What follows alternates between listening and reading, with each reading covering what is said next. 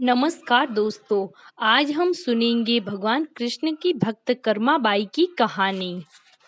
भगवान कृष्ण की उपासक कर्माबाई का जन्म राजस्थान के नागौर जिले के गांव कालवा में एक जाट किसान जीवन राम डूडी के घर हुआ था। 1615 में हुआ था। इसी तरह से समय बीत जाता है और कर्माबाई थोड़ी बड़ी हो जाती है।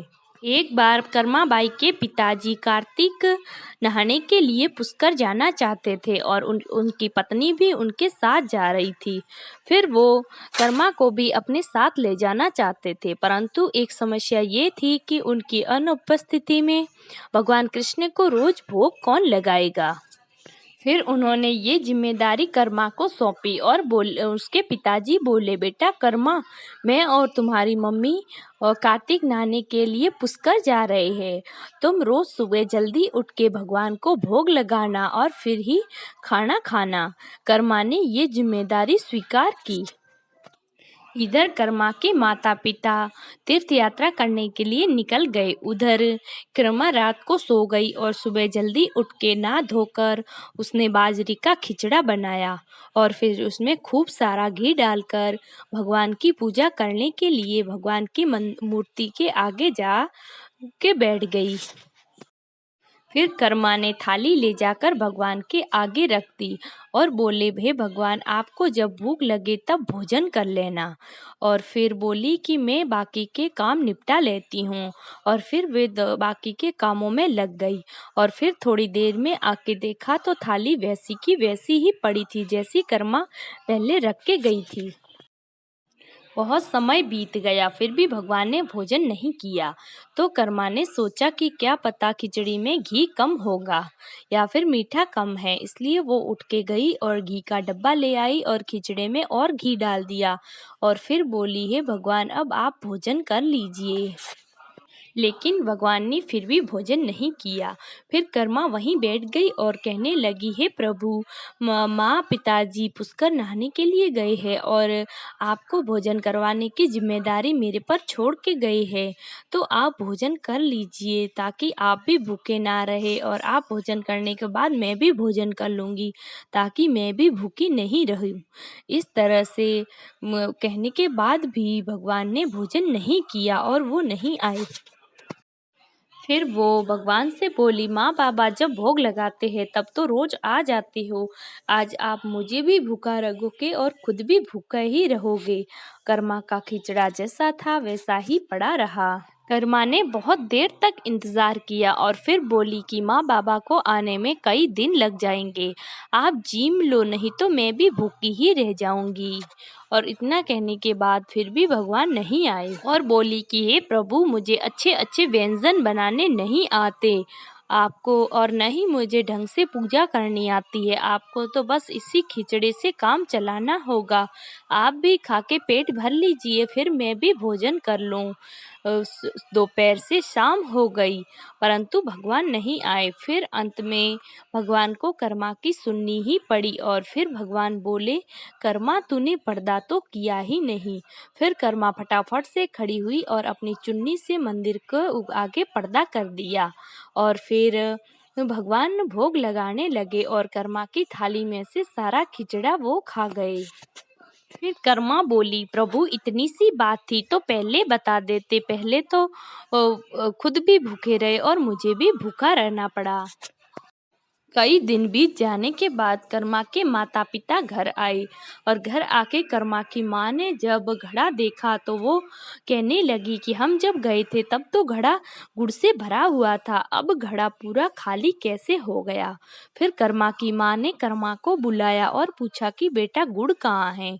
फिर कर्मा बोली कि मैं भगवान को खिचड़ा बनाती थी और गुड़ उसमें ये सोच के ज़्यादा डाल देती थी कि कहीं उन्हें फीका ना लगे। फिर कर्मा की माँ उसके पिता से कहने लगी कि सारा गुड़ कर्मा खुद खा गई होगी और अब भगवान का नाम ले रही है। ये बात सुनकर कर्मा बोली कि कल मैं भोग लगाऊंगी, तब आप ध्यान रखना। फिर दूसरे दिन कर्मा ने भोग लगाया तो भगवान सारा ही खिचड़ा खा गई। फिर ये देखकर कर्मा के माता पिता आश्चर्य में थे और फिर कर्मा के पिताजी सोचने लगे कि हम जिस भगवान को पूजने के लिए और प्रसन्न करने के लिए तीर्थ यात्रा पर गए थे वो तो स्वयं हमारे घर पर ही थे। और फिर वे कर्मा के पास जाकर बोले, बेटा कर्मा, अब तू ही रोज भगवान को भोग लगाना। फिर कर्मा रोज सुबह जल्दी उठती, नहा धोकर खिचड़ा बनाती और भगवान को भोग लगाती थी। ऐसे ही कई समय बीत गया। फिर कर्मा के माता पिता चल बसे। फिर कर्मा अकेली रहने लगी। कर्मा घर पर अकेली रह गई, इसलिए उसका मन घर पर नहीं लगता था। इसलिए वो अपने भगवान कृष्ण की मूर्ति लेकर अपना गांव कालवे को छोड़कर तीर्थ यात्रा पर निकल गई। कर्मा चलते चलते उड़ीसा के जगन्नाथपुरी में पहुंच गई और वहां पर वो एक झोपड़ी बनाकर रहने लग गई। वो वहां पर उसका सुबह जल्दी उठती और फिर खिचड़ा बनाती और फिर खिचड़ा बना के पहले की तरह ही भगवान के पर्दा लगा लेती और उन्हें खिचड़े का भोग लगाती थी। ये नित्य क्रम रोज ही चलता रहा। फिर एक दिन कर्माबाई ने भगवान कृष्ण को खिचड़े का भोग लगाकर थोड़ी देर बाद उसकी झोपड़ी के आगे एक छोटा बच्चा आया और आकर कर्माबाई से बोला, माँ बहुत भूख लगी है, कुछ खाने को है क्या? फिर कर्माबाई बोली, हाँ बेटा, मैंने अभी अभी खिचड़ा बनाया है, आजा बैठ ले, तू भी खा ले। फिर वो बच्चा बैठ गया और कर्माबाई ने उन्हें खिचड़ा ला के दिया और फिर वो बच्चा खिचड़ा खाने लगा और उस बच्चे के स्वरूप में भगवान जगन्नाथ स्वयं ही उसके घर खिचड़ा खाने को आए थे। फिर बच्चे ने खिचड़ा खा लिया और बोला, माँ मैं कल फिर आऊँगा। फिर वो कर्माबाई बोली, बेटा कल क्यों, मैं रोज ही खिचड़ा बनाती हूँ और तुम रोज ही खिचड़ा खाने के लिए यहाँ आ जाया करना, मैं तुम्हें अच्छे से खिचड़ा खिला दूंगी। फिर वो बच्चा बोला, ठीक है माँ, अब मैं रोज आपके घर खिचड़ा खाने आ जाऊँगा। फिर वो बच्चा रोज सुबह सुबह उसकी झोपड़ी, कर्माबाई की झोपड़ी में खिचड़ा खाने के लिए आ जाता था। फिर एक बार कर्माबाई की झोपड़ी के आगे एक साधु आए और फिर उन्हें बातों में पता चला कि कर्माबाई बिना नहाए ही भगवान को भोग लगाती है। फिर उस साधु ने कहा कि बेटा, बिना नहाए भोग लगाने से पाप लगता है। फिर भोली भाली कर्माबाई ने साधु की बात मान ली और फिर वो रोज नहा धोकर सुबह जल्दी उठती और नहा धोकर फिर ही भगवान को भोग लगाती थी। तो वो बालक तो रोज ही अपने उसी समय पे उस कर्माबाई के घर आ जाता और बोलता, माँ जल्दी कीजिए, मुझे बहुत भूख लगी है। फिर वो कर्माबाई कहती, हाँ बेटा रुक जा 2 मिनट, अभी बना के तुझे परोस देती हूँ। फिर कर्माबाई ने उस साधु की बात सुनकर रोज जल्दी नहाने का नियम बना लिया और फिर वो नहाती, उसमें वो लेट हो जाती थी और फिर वो भगवान को उस बच्चे को खाना परोसती। वो बच्चा जल्दी जल्दी खाना खा लेता और फिर बिना मुंह धोए ही वहां से चला जाता।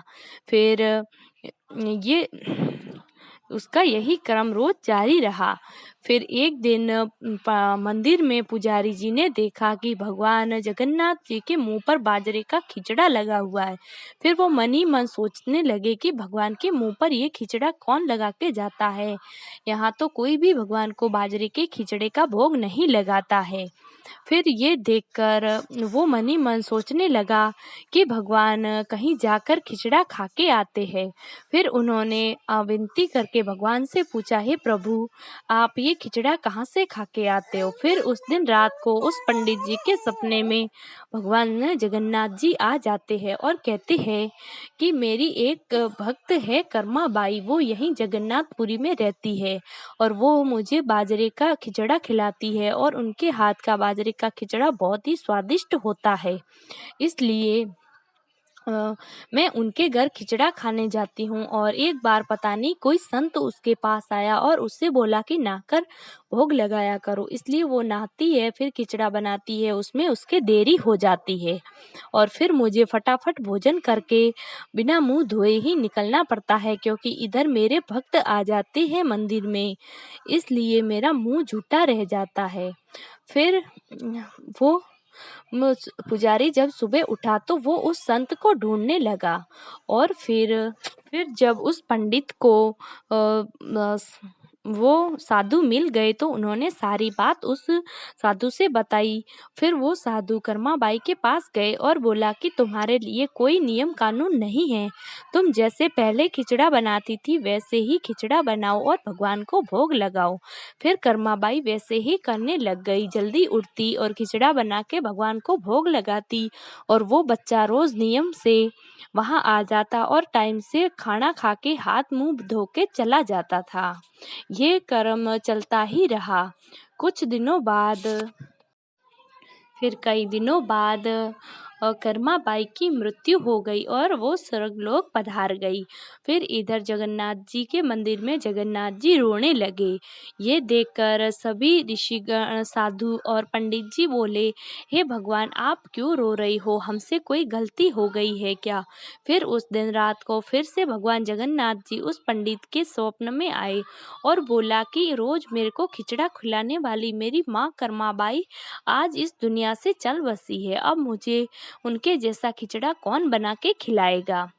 उनकी ये बात सुनकर भगवान जगन्नाथ जी रोने लगे और फिर पंडित जी जब सुबह उठे तो पंडित जी और उस जगन्नाथपुरी के राजा और वो स्वामी तीनों मिलकर ये आपस में चर्चा करने लगे और कहने लगे कि आज से भगवान जगन्नाथ जी को कर्माबाई के नाम का बाजरे के खिचड़े का भोग जाएगा, जिससे भगवान जगन्नाथ जी को कभी भी कर्माबाई के खिचड़े की याद नहीं आएगी। उस दिन से फिर जगन्नाथपुरी में बाजरे के खिचड़े का भोग लगाया जाने लगा।